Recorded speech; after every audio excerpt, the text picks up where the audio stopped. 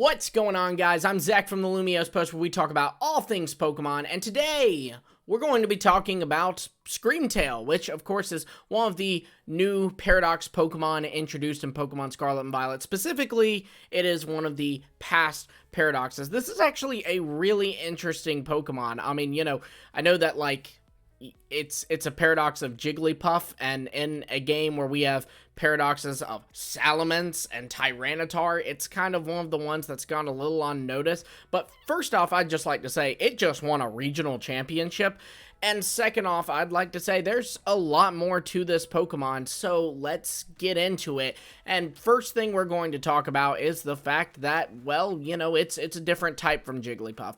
Jigglypuff of today is normal fairy, while Screamtail is psychic fairy. We know all this. Why is this, though? Well, I would argue that this actually is not an environmental change, but more of a time change, if you will, or rather the times changing, the world changing as time goes on. With Jigglypuff, the normal type, I believe this is coming from domestication.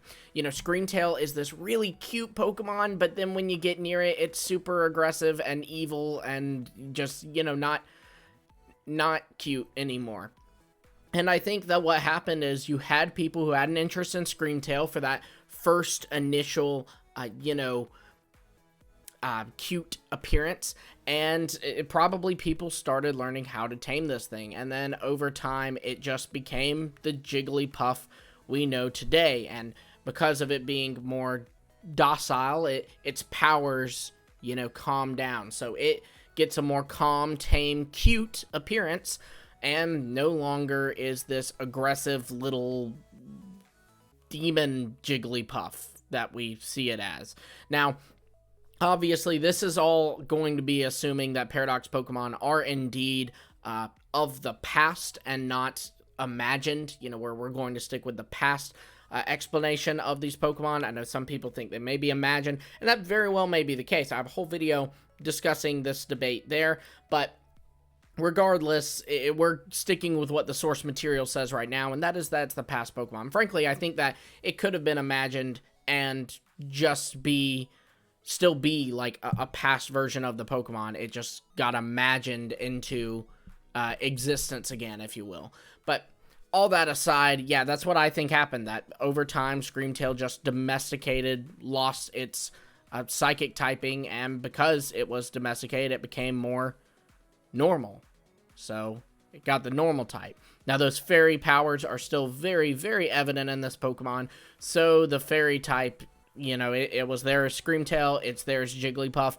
It would likely still be there in whatever Jigglypuff becomes in the future. And speaking of Jigglypuff becoming something, let's talk about that. There's the fact that Jigglypuff isn't a monostage Pokemon. Jigglypuff has a baby form, Igglybuff, and it has an evolution in Wigglytuff. Screamtail is not this way, though. It's monostage. Why is that? Well, for the pre-evolution, I think this really could just be a thing of maybe there is a baby or a primal Igglybuff out there that would be the baby form of Screamtail, and we just haven't discovered how to get it. In a similar way to how we know that legendary Pokemon can reproduce. We've seen a baby Lugia in the anime. We just don't know how to breed Lugia. So that egg group can't breed. That egg group is undiscovered, is what it is. So, different Pokemon have different requirements that have to be met in order to breed. For example, a Ditto can't reproduce with a Ditto, but it can reproduce with almost every other Pokemon.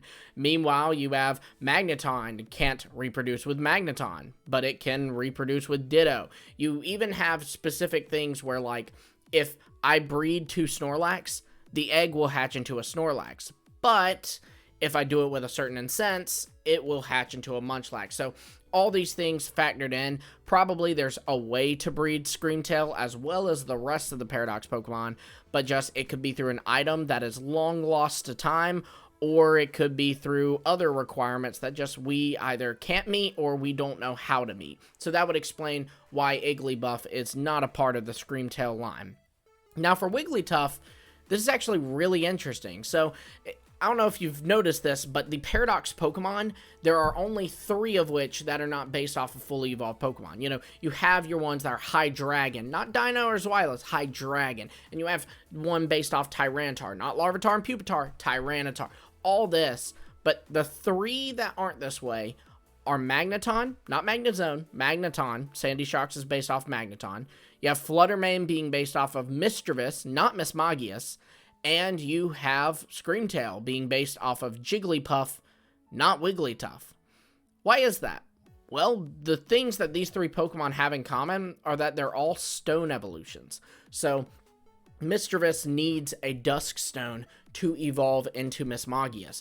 Jigglypuff needs a Moonstone to evolve into Wigglytuff, and Magneton needs a Thunderstone to evolve into Magnezone. Depending on the region, it can also be kind of the magnetic charge of a place, such as Mount Coronet or Power Plant, but they've kind of retconned. In Paldea, it is just a Thunderstone that'll evolve Magneton, so that's what we're sticking with.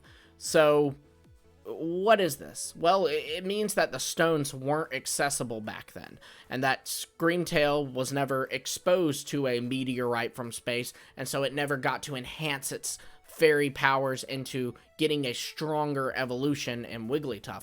It hasn't yet achieved that, so it's just hanging out as a Screamtail.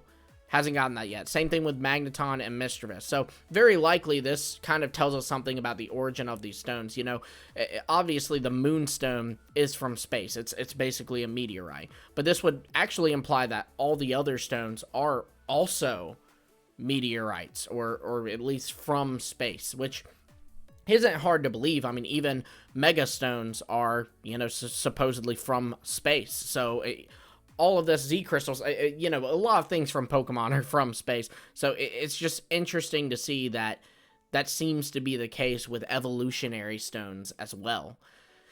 Now, there's the last little detail about Screamtail, and that is that Screamtail might be one of the earliest Pokemon ever. Now, we already know that Screamtail was alive many, many, many, many years ago, way before the modern era of Pokemon, as we know it's a past Paradox Pokemon, but it could be even earlier than that. Something to note about Screamtail is that it is, like we stated earlier, Fairy and Psychic type.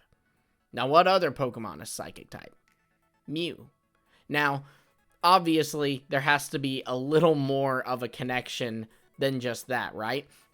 Specifically, I would go into the fact that Mew has a tail that is very similar in shape to Screamtail's tail. And even Mewtwo, a clone of Mew, its tail is that very similar shape. And I think this was a design choice that was intentional. Also, the pink coloration makes Screamtail a much more likely candidate for an early descendant of Mew, a pink Pokemon, than, say, Gothitelle or Solosis. So it is more than just the psychic typing. It's very possible that Screamtail could have even been the first fairy type Pokemon, being a fairy type offshoot of Mew, still having that psychic type, of course.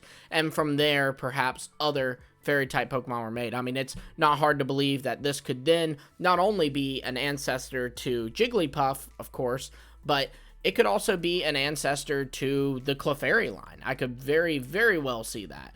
So, yeah, I just think it's really interesting that this Pokemon really could be a lot more special than it actually is. It seems to be a very, very important Paradox Pokemon. I do believe it is a pretty early descendant of Mew. On that note, let me know what you think about this in the comments below. Do you think it could be an early descendant of Mew?